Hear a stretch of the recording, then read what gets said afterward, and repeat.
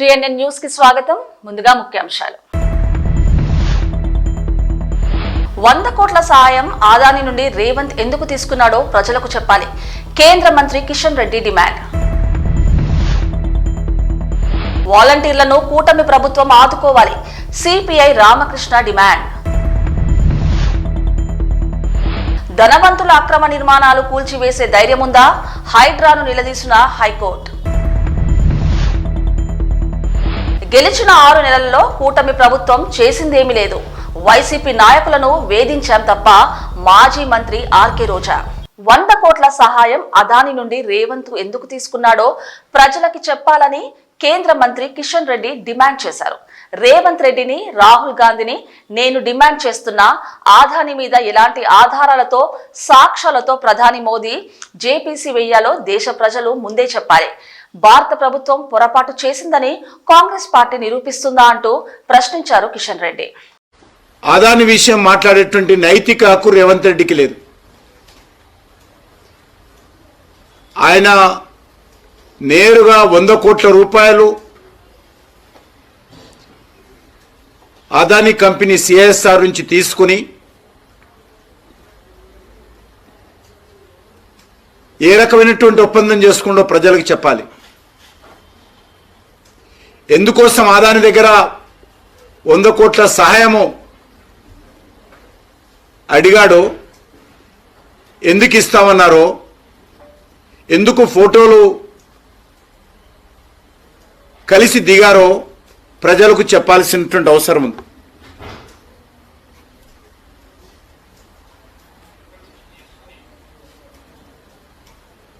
ఆదానిపైన JPC వేయాలి. మోడీ గారు ఆదాని రక్షిస్తున్నాడు. నేను కాంగ్రెస్ పార్టీని సవాల్ చేస్తా ఉన్నాను.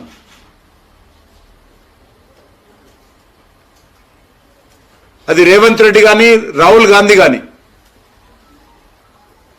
ఏ ప్రాతిపాదికన ఆదానిపైన చర్యలు తీసుకోవాలో ఏదైనా ఒక్క సాక్ష్యం చూపించాల్సిందిగా కోరుతా ఉన్నాను. ఏ ఒక్కటి కూడా ఈరోజు మన దేశం యొక్క మీడియా ముందు కానీ, మన దేశంలో ఉన్నటువంటి న్యాయస్థానాల ముందు కానీ, దేశ ప్రజల ముందు కానీ ఏ ఒక్క ఆధారాలు చూపించకుండా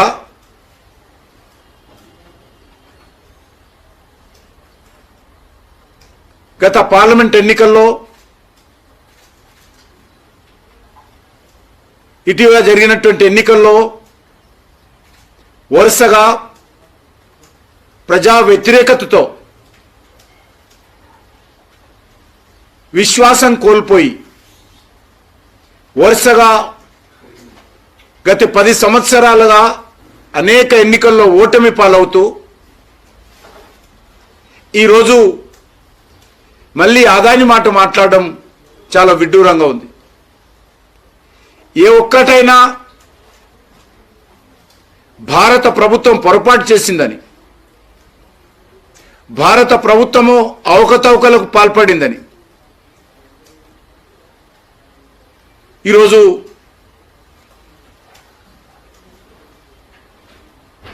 కాంగ్రెస్ పార్టీ నిరూపిస్తుందని అడుగుతా ఉన్నాను. ఏ ఒక్క మాట మీద నిలబడే సత్తా లేక, ఏ ఒక్క సమస్య మీద ఆధారాలు లేక, ఎన్నికల సమయంలో కూటమి ప్రభుత్వం వాలంటీర్లకు ఇచ్చిన హామీని నిలబెట్టుకోవాలని, తిరిగి వాలంటీర్లను విధుల్లోకి తీసుకోవాలని డిమాండ్ చేశారు సిపిఐ రాష్ట్ర కార్యదర్శి రామకృష్ణ. ఎన్నికలకు సీఎం చంద్రబాబు వాలంటీర్లకు ఇచ్చిన హామీని నిలబెట్టుకోవాలి, జీవో లేదని వాలంటీర్లను కొనసాగించలేమని చెప్పడం సరికాదని అన్నారు. ముఖ్యమంత్రి చంద్రబాబు నాయుడు గారిని మేము ఒకే ఒక విషయాన్ని కోరుతా ఉన్నా, నేను ఎన్నికలకు ముందు ఏదైతే చెప్పాడో చెప్పిన దాన్ని అమలు చేయమని మాత్రమే కోరుతా ఉన్నా. ఆ రకంగా కాకుండా వాళ్ళకి ఫైల్స్ లేవు, వాళ్ళ రికార్డ్ లేదు, వాళ్ళని ఎప్పుడో తొలగించారు అనే పేరుతో మీరు ఈ రకంగా వారికి అన్యాయం చేయడం మాత్రం సరైనది కాదు. పిచ్చొక బ్రహ్మాస్త్రం అంటారే, అదే ఇది. వాళ్ళ పాపం నెలకు 5,000 రూపాయలతో పనిచేసేవాళ్ళు, అది పెద్ద ఉద్యోగము కాదు. పోన్లే దానికి ఏమైనా ఇతరత్ర రిక్రూట్మెంట్ కానీ ఇంకోటి కానీ పెద్దగా జరగలే, లేదంటే వాళ్ళకి ఏం టీఏలు డిఏలు కూడా ఇవ్వడంలే, లేదంటే ఇంక్రిమెంట్స్ ఇవ్వడంలే. వాళ్ళు పర్మనెంట్ ఉద్యోగులు కూడా కాదు. వాళ్ళు ఏదో కింది స్థాయిలో పని చేసుకున్న వాళ్ళపైన మీరు కక్ష సాధింపు ధోరణితో ఈ రకంగా చేయడాన్ని మాత్రం తీవ్రంగా తప్పుపడతా ఉన్నాం. కాబట్టి నేను ఇవాళ మంత్రులు కానీ ఇతరులు కానీ కోరడం లేదు. సాక్షాత్తు ముఖ్యమంత్రి చంద్రబాబు నాయుడు గారు ఎన్నికల్లో చాలా స్పష్టంగా చెప్పారు. ఎన్నికల ముందు ఆయన ఇచ్చిన వాగ్దానాల్లో 5,000 రూపాయలతో పని చేయలేరు, కనీసం 10,000 రూపాయలు ఇవ్వాలని చెప్పి కోరాడు. మేము ఇస్తామని కూడా చెప్పారు. ఇవాళ మీరు అధికారానికి వచ్చిన తర్వాత మంత్రివర్గ సమావేశాలు కూడా చర్చించి వారి గురించి మీరు అది ఒక నిర్ణయం తీసుకోకుండా ఉండడం మాత్రం సరైనది కాదు. గతంలో వైఎస్ఆర్ కాంగ్రెస్ పార్టీలో ఎమ్మెల్యేలుగా, మంత్రులుగా, ఎంపీలుగా పనిచేసిన వాళ్ళు మీకు పనికొస్తారు. అదే కింది స్థాయిలో ఏదో చిన్న జాబ్ చేసే వాళ్ళకి మాత్రం వాళ్ళలో మీకు జగన్మోహన్ రెడ్డి కనపడతాడంటే అది ఏ రకంగా కూడా సమంజసం కాదు. నేను సాక్షాత్తు ముఖ్యమంత్రి గారిని అడుగుతా ఉన్నా. మీరు ఒక సీనియర్ లీడర్గా ఉన్నారు, గతంలో సుదీర్ఘకాలం ఈ రాష్ట్రానికి ముఖ్యమంత్రిగా పనిచేశారు, అంతే సుదీర్ఘకాలం రాష్ట్రంలో ప్రతిపక్ష నాయకుడిగా కూడా పనిచేశారు. తెలుగుదేశం పార్టీ అధికారంలోకి వచ్చిన తర్వాత ఈ 6 నెలల్లో వారు ఏం చేశారో చెప్పాలంటే వైసీపీ నాయకులను ఇబ్బంది పెట్టడమే అని, అభివృద్ధి కార్యక్రమాలు అంటూ ఏమీ లేవని ఎద్దేవా చేశారు. కూటమి ప్రభుత్వం ఈవీఎంలను మేనేజ్ చేసి దొంగ హామీలు ఇచ్చి అధికారంలోకి వచ్చింది అని ఆరోపించారు మాజీ మంత్రి ఆర్కే రోజా. తెలుగుదేశం పార్టీ అధికారంలోకి వచ్చిన తర్వాత ఈ 6 నెలల కాలంలో ఈ నియోజకవర్గానికి వాళ్ళు ఏం చేశారు అని అడిగితే, ఇలా వైఎస్ఆర్ కాంగ్రెస్ పార్టీకి స్ట్రాంగ్ గా ఉన్న లీడర్లు, పేద ప్రజల కోసం పనిచేసే లీడర్ల ఇంటి ముందు గుమ్మాలు కొట్టడం, వాళ్ళ పొలాలకి అడ్డంగా గోడలు కట్టడం, అలాగే వాళ్ళ మీద తప్పుడు కేసులు పెట్టి పోలీసులతో వాళ్ళని బెదిరించడం, ఇలాంటి నీతిమాలిన చర్యలు చేస్తున్నారే తప్ప వాళ్ళు ఇచ్చిన సూపర్ 6 గాని లేదా మిగతా వాగ్దానాలు గాని ఏవీ నెరవేర్చకుండా ఏ విధంగా ప్రజల్ని మోసం చేశారో ప్రజలందరికీ ఇప్పుడే అర్థం అయిపోయింది. కానీ దురదృష్టం ఏంటంటే ఈ పంచాయతీలో తాగే నీళ్ల దగ్గర నుంచి ప్రజలకి అన్ని అందుబాటులోకి తీసుకొచ్చే సచివాలయం, ఆర్బీకే సెంటర్ అన్ని కూడా ఇక్కడ లీడర్లు వాళ్ళ ల్యాండ్ ఇచ్చి కట్టించి ప్రజలకు అన్ని అందుబాటులోకి తీసుకొచ్చారు. కానీ తెలుగుదేశం గతంలో 14 సంవత్సరాలు అధికారంలో ఉన్న చంద్రబాబు నాయుడు అప్పుడు ఏం చేయలేదు, ఇప్పుడు అధికారంలోకి వచ్చాక ఇప్పుడు కూడా ఏం చేయకుండా వాళ్ళు ఫెయిల్యూర్ అయిన విషయాన్ని కప్పిపుచ్చుకోవడానికి ఈ విధంగా కొంతమందిని టార్గెట్ చేసి వైఎస్ఆర్ కాంగ్రెస్ పార్టీ లీడర్ని వేధించడం, భయభ్రాంతులు చేయాలన్న ఆలోచనతో ముందుకు వెళ్తున్నారు. వాళ్ళు అర్థం చేసుకోవాల్సింది ఒక్కటే, మా నాయకుడు జగన్మోహన్ రెడ్డి గారు భయం అనేది ఆయన బ్లడ్ లో లేదు. ఆయన వెనక పనిచేస్తున్న మేమందరం కూడా జగనన్న సైనికులుగా ముందుకు వెళ్తున్నాం. ఎవరికి భయపడే పరిస్థితి లేదు. ఎందుకంటే వైఎస్ఆర్ కాంగ్రెస్ పార్టీలో మేము ఎవరు తప్పు చేయలేదు. 5 ఏళ్లు కూడా ప్రజలకి మంచే చేశాం, నియోజకవర్గాలన్నీ అభివృద్ధి చేశాం. ఈ రోజు మీరు మోసంతో అధికారంలోకి వచ్చారు, ఈవీఎంలు మ్యానిపులేట్ చేసి వచ్చారు, ఏ విధంగా సూపర్ 6లు అంటూ ప్రజల్ని మోసం చేసి వచ్చారు. మీరు సిగ్గుపడాలి, మేము సిగ్గుపడాల్సిన అవసరం లేదు. కానీ ఈరోజు టీడీపీ వాళ్ళని హెచ్చరిస్తున్నాం, ఇలాంటి పనికిమాలిన కార్యక్రమాలు మరొకసారి చేస్తే సహించేది లేదు. నాగర్ కర్నూల్ దోమలపెంటలో కటకం మహేష్, నాగలక్ష్మిలు ఇంటిని నిర్మించుకొని చాలా ఏళ్ల నుంచి నివాసం ఉంటున్నారు. అందులో చిన్న కిరాణా దుకాణం నిర్వహించుకుంటూ జీవనోపాధి పొందుతున్నారు. అయితే అక్రమ నిర్మాణం అంటూ పంచాయతీరాజ్ శాఖ అధికారులు కూల్చివేయడంతో బాధితులు హైకోర్టును ఆశ్రయించారు. కూల్చివేత చేపట్టారంటూ హైకోర్టు మధ్యంతర ఉత్తర్వులు జారీ చేస్తూ కౌంటర్లు దాఖలు చేయాలని ఆదేశించింది. ఈ ఉత్తర్వులుండగానే ఇంటిని కూల్చేయడంతో మహేష్, నాగలక్ష్మిలు కోర్టు ధిక్కరణ పిటిషన్లు దాఖలు చేశారు. దీంతో నిర్మాణ పంచాయతీ కార్యదర్శి సొంత ఖర్చుతో పునరుద్ధరించుకోవాలని, పరిహారం, శిక్ష గురించి తర్వాత పరిశీలిస్తామంటూ విచారణ వాయిదా వేసిన కోర్టు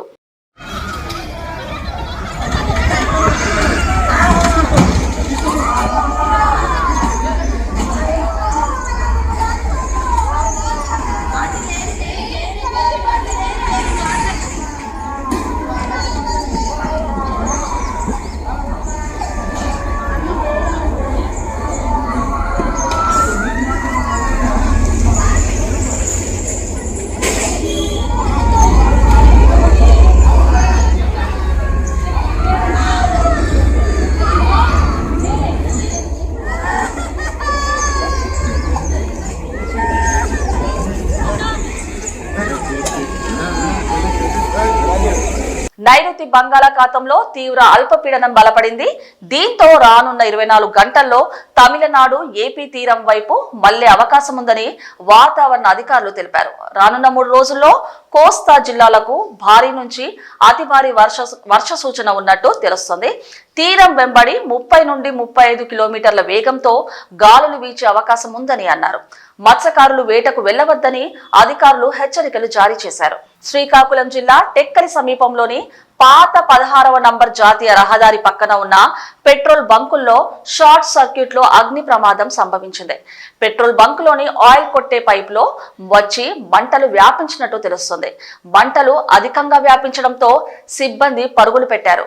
మంటలు అధికంగా కావడంతో ప్రమాదం సంభవించే అవకాశం ఉందని వెంటనే అగ్నిమాపక సిబ్బందికి సమాచారం ఇచ్చారు స్థానికులు. ఘటన స్థలానికి చేరుకొని మంటలు ఆర్పుతున్నారు అగ్నిమాపక సిబ్బంది.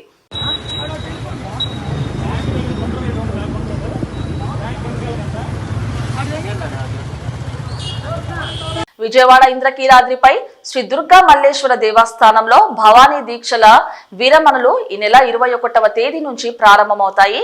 భవానీ దీక్షల విరమణ నేపథ్యంలో అధికారులు భక్తులకు ఎటువంటి ఇబ్బందులు తలెత్తకుండా అన్ని ఏర్పాట్లు చేస్తున్నారు.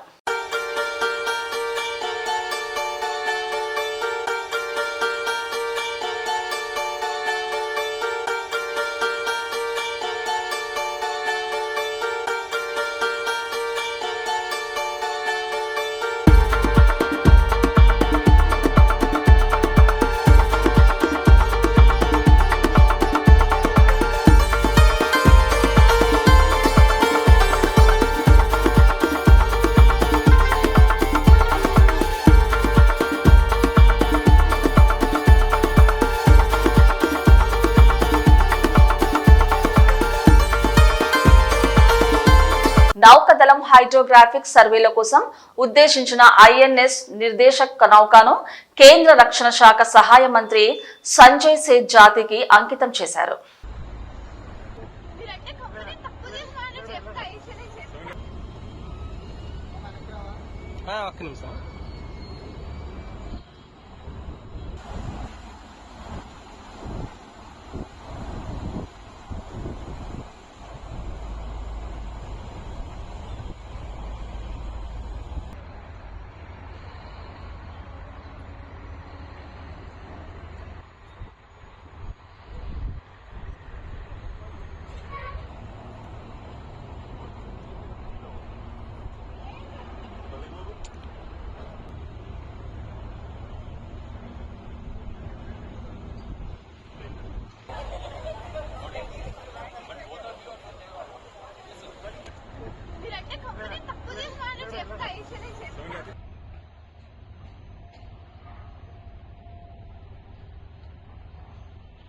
సహచర నటిని వేధించినట్టు వచ్చిన ఫిర్యాదు ఆధారంగా ప్రముఖ యూట్యూబర్ బెహరా ప్రసాద్ పై కేసు నమోదు చేసి జూబ్లీహిల్స్ పోలీసులు అరెస్ట్ చేశారు.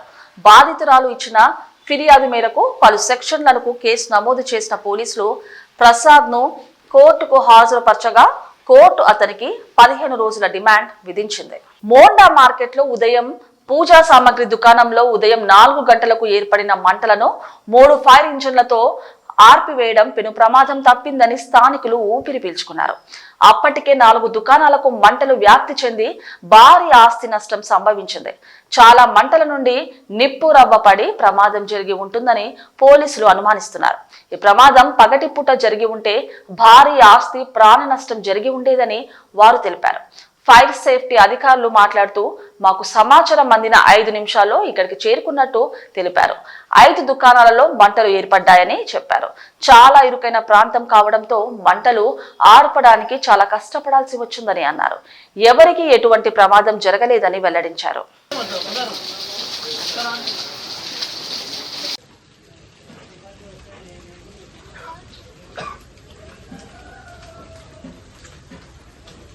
మార్కెట్లో ఒక 5 షాప్స్కి ఫైర్ అయింది. దీంట్లో 3 కొబ్బరి బండ షాప్ ఉంది, ఒక పేపర్ ప్లేట్ షాప్ ఉంది, ఒకటి కిరాణా షాప్ ఉంది. ఇది 5 షాప్స్లో ఫైర్ అయింది. ఇప్పుడు పూర్తిగా కంట్రోల్ అయింది fire. Cause of fire I think electric origin. Last particulars under investigation ఉంది. No casualties and no injuries in this fire. ఎన్ని ఫైర్ ఇంజన్స్ తోటి? 3 fire engines అటెండ్ చేసిన ఫైర్గా. First Secunderabad, snorkel and Gandhi out post water closure చేసిన. ఏంటంటే main road మీద బండి నిలబడి అక్కడి నుంచి హౌస్ పైప్ వేసిన. హౌస్ పైప్ వేసి ఫైర్ స్పాట్కి రీచ్ అయినా. చాలా కంజెస్టెడ్ ఏరియా ఇది, కొద్దిగా సందం ఉంది. ఇక్కడ వాళ్ళు మాకు కంట్రోల్ రూమ్కి మెసేజ్ ఇచ్చిన, ఫోన్ చేసిన ఇట్లా ఫైర్ అవుతుంది అని. అప్పుడే మాకు ఫైర్ కాల్ వచ్చిన కంట్రోల్ నుంచి 5 minutesలో మేము రీచ్ అయినాం ఫైర్ స్పాట్. సంగారెడ్డి జిల్లా పటంచర్ పోలీస్ స్టేషన్ పరిధి చిట్కుల్ గ్రామ పరిధిలోని వడ్డెర కాలనీలో డీఎస్పీ రవీందర్ రెడ్డి ఆధ్వర్యంలో కార్డన్ సర్చ్ నిర్వహించారు. పటంచర్ సబ్ డివిజన్ పరిధిలో ఉన్న 8 మంది సిఐలు, 20 మంది ఎస్ఐలు, 100 మంది సబ్ కానిస్టేబుల్స్, స్పెషల్ ఫోర్స్ సిబ్బందితో గట్టి బందోబస్తు మధ్య నిర్బంధ తనిఖీలు నిర్వహించారు. ప్రతి ఇంట్లో వారిని వారి ఆధార్ కార్డుతో వారి ప్రొఫైల్ తనిఖీలు చేశారు. ఈ కర్డన్ సర్చ్ ముఖ్య ఉద్దేశం ఏమిటంటే ఎలాంటి నేర సంబంధిత అవకతవకలకు పాల్పడ్డ ఎవరైనా పాత నేరస్తులు ఉన్నా వాళ్ళను బైండ్ ఓవర్ చేయడము. ఈ తనిఖీల్లో సరైన పత్రాలు లేని 60 బైకులు, 3 కార్లు, 10 ఆటోలు సీజ్ చేశామని డీఎస్పీ రవీందర్ రెడ్డి మీడియాకు తెలిపారు. ఈ చిట్కూలు వడ్డెర బస్తీ కాలనీలో CCP అంటే కమ్యూనిటీ కాంటాక్ట్ ప్రోగ్రామ్ కండక్ట్ చేయడం జరిగింది. అంటే సంగారెడ్డి నుంచి కూడా స్పెషల్ పార్టీ మరి ప్లస్ మా డివిజన్ ఫోర్స్ అంతా ఒక 8 మంది ఎస్ఐలు, ఒక 8 మంది ఇన్స్పెక్టర్లు, ఒక 20 మంది ఎస్ఐలు, ఒక 100 మంది కానిస్టేబుల్స్ తోటి ఈ కార్డన్ సర్చ్ కూడా అంటాం దీన్ని కండక్ట్ చేయడం జరిగింది. అది దాని ముఖ్య ఉద్దేశం ఏంటంటే క్రైమ్ ప్రివెన్షన్, అంటే నేరాలు జరగకుండా ఎవరైనా ఇక్కడ నేరస్తులు కానీ ఉన్నట్టయితే వాళ్ళు మనము గుర్తించడం కోసమని, అదేవిధంగా వెహికల్స్ కానీ ఇల్లీగల్ వెహికల్స్ కానీ అంటే డాక్యుమెంట్స్ లేకుండా కానీ మనం దొంగతనం చేసిన వెహికల్స్ కానీ ఉంటాయేమన్న ఉద్దేశంతో మనం చేసాం. దానిలో భాగంగా ఒక 70 వెహికల్స్ను సీజ్ చేయడం జరిగింది. అందులో ఒక 60 మోటార్ సైకిల్స్ ఉన్నాయి, ఒక 3 కార్సు, ఒక 10 ఆటో అండ్ ఏసీస్ కలిపి ఉన్నాయి. కేంద్ర హోంమంత్రి అమిత్ షా పార్లమెంట్ లో అంబేద్కర్ ను అవమానించడానికి వ్యతిరేకిస్తూ నాంపల్లిలోని జనసమితి కార్యాలయం ముందు అమిత్ షా దిష్టి బొమ్మను దహనం చేసిన తెలంగాణ జనసమితి నాయకులు, కార్యకర్తలు. భారత రాజ్యాంగబద్ధంగా ఎన్నికైన హోంమంత్రి పదవిలో ఉండి అంబేద్కర్ గురించి అవమానంగా మాట్లాడడం సిగ్గుచేటు. అగ్రకుల అహంకారంతో అమిత్ షా ఈ విధంగా మాట్లాడారు. అంబేద్కర్ ను అవమానించిన అమిత్ షా వెంటనే క్షమాపణ చెప్పాలి. నరేంద్ర మోదీ వెంటనే హోంమంత్రి అమిత్ షాను మంత్రివర్గం నుండి తప్పించాలి. అమిత్ షా భారత ప్రజలకు, అంబేద్కర్ కు క్షమాపణ చెప్పకపోతే తెలంగాణ జనసమితి ఆధ్వర్యంలో పెద్ద ఎత్తున రాష్ట్ర వ్యాప్తంగా ఆందోళనలు చేపడతామని హెచ్చరించారు. అంబేద్కర్ పై అమిత్ షా వ్యాఖ్యలను, రాజ్యాంగ నిర్మాత అంబేద్కర్ పై అమిత్ షా వ్యాఖ్యలను రాజీనామా చేయాలి అమిత్ షా వెంటనే, రాజీనామా చేయాలి అమిత్ షా వెంటనే, భద్రం చేయాలి అమిత్ షాను మంత్రివర్గం నుంచి, భద్రం చేయాలి అమిత్ షాను మంత్రివర్గం నుంచి, భద్రం చేయాలి అమిత్ షాను మంత్రివర్గం నుంచి, కాపాడుకుందాం భారత రాజ్యాంగాన్ని, పరిరక్షించుకుందాం భారత రాజ్యాంగాన్ని, పరిరక్షించుకుందాం భారత రాజ్యాంగాన్ని. అహంకారి అమిత్ షా రాజీనామా చేయాలి అమిత్ షా వెంటనే.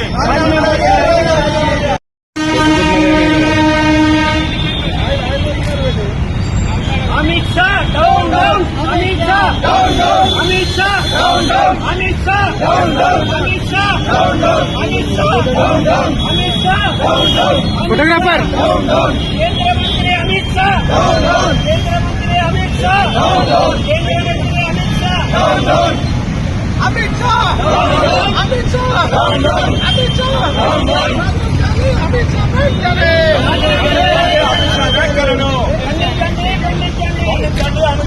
అమిత్ షా వ్యాఖ్యలను ఖండించండి. అంబేద్కర్ పై అమిత్ షా వ్యాఖ్యలను రాజీనామా చేయాలి. కేంద్ర హోంశాఖ మంత్రి అమిత్ షా వెంటనే రాజీనామా చేయాలి. కేంద్ర హోంశాఖ మంత్రి అమిత్ షా వెంటనే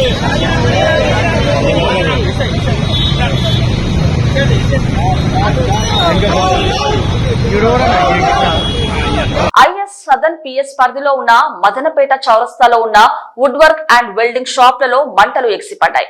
అటుగా వెళ్తున్న స్థానికులు గమనించి పోలీసులకు సమాచారం అందించారు. స్పాట్ కి వచ్చిన పోలీసులు అగ్నిమాపక సిబ్బంది మంటలు అదుపు చేసే ప్రయత్నాలు చేస్తున్నారు. అగ్ని ప్రమాదానికి గల కారణాలు తెలియాల్సి ఉంది. మలకపేట ఫైర్ స్టేషన్ కి మదనపేట తిరిగి దగ్గర ఫైర్ అవుతుందని మెసేజ్ రావడానికి Malakpet fire vehicle turn out అయింది. ఇక్కడ సిచ్యువేషన్ చూసి అదర్ 3 ఫైర్ స్టేషన్ నుంచి వెహికల్స్ తెప్పించడం జరిగింది. మొగలపుర, కత్పుర, ముస్లింబాద్. ప్రజెంట్ అయితే ఫైర్ కంట్రోల్లో ఉంది. ఫైర్ గల కారణం షార్ట్ సర్క్యూట్ అనుకుంటున్నాము.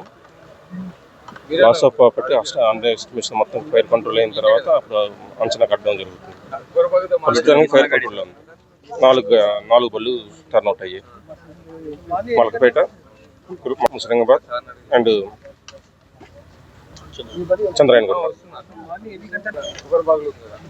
4 గంటల 30 నిమిషాలు మనకు ఫైర్ కాల్ వచ్చింది. 4 గంటల 35-40 నిమిషాలు కానీ మొదట మలకపేట బండి వచ్చింది. ఇక్కడ ఫైర్ అందుబాటు లాస్ అండర్ ఎస్టిమేషన్ ఇప్పుడు చెప్పలేము. కంట్రోల్ అయిన తర్వాత మేనేజ్మెంట్తో మాట్లాడి ఎంత అవుతుందని చెప్పి కూడా షార్ట్ సర్క్యూట్ అనుకుంటున్నాం. ఎర్లీ అవర్స్ కదా शॉर्ट सर्किट। मेरा नाम अंजू रेड्डी है, fire station in charge officer, fire station Malakpet से बात कर रहा हूँ। 4:30 बजे को फायर कॉल आया, कंट्रोल हमारा फायर कंट्रोल रूम से आया। आने के बाद हमारा गाड़ी पहले टर्न आउट करके इधर आया। होने के बाद देखे तो पूरा ज़्यादा फायर दिख रहा है तो 4 और 3 गाड़ी को मंगाया, पूरा 4 गाड़ी को पूरा मिलके काम करे। अभी पूरा कंट्रोल हो गया। अभी लॉस भी अंडर इन्वेस्टिगेशन में है, कितना लॉस हो गया हमको अभी नहीं मालूम सकते। और वो शॉर्ट सर्किट तो सोच रहा हूँ, फिर बाद में इन्वेस्टिगेशन में मालूम होता। टोटल कितनी गाड़ियाँ लेते? 4 गाड़ी आया, हमारा गाड़ी मिलके 4 गाड़ी आया। इधर किधर से आया? एक मलकपेट का है, बाकी चंद्रायनगुट्टा और मुगलपुरा और मुशीराबाद का गाड़ी आया। 4 गाड़ियाँ मिलके पूरा काम कर गया। सबका नाम क्या था? सुपर फाइन नाम बोल के है। हमारा EDF साहब आया, षणमुखराव साहब सारू सुपरवाइजर में पूरा लोगों को काम करके आया। और Mughalpura station fire officer GV Reddy साहब भी आया, जी वेंकट रेड्डी साहब भी पूरा काम मिलके काम कर रहे हैं। ठीक है, लॉस कितना हुआ? अभी बोलने की नहीं है, कई को बोले तो पूरा कितना होगा हमको भी नहीं मालूम होता ना, पूरा काम होने के बाद बोलेंगे। ఇది ఈనాటి ముఖ్యాంశాలు. చూస్తూనే ఉండండి న్యూస్.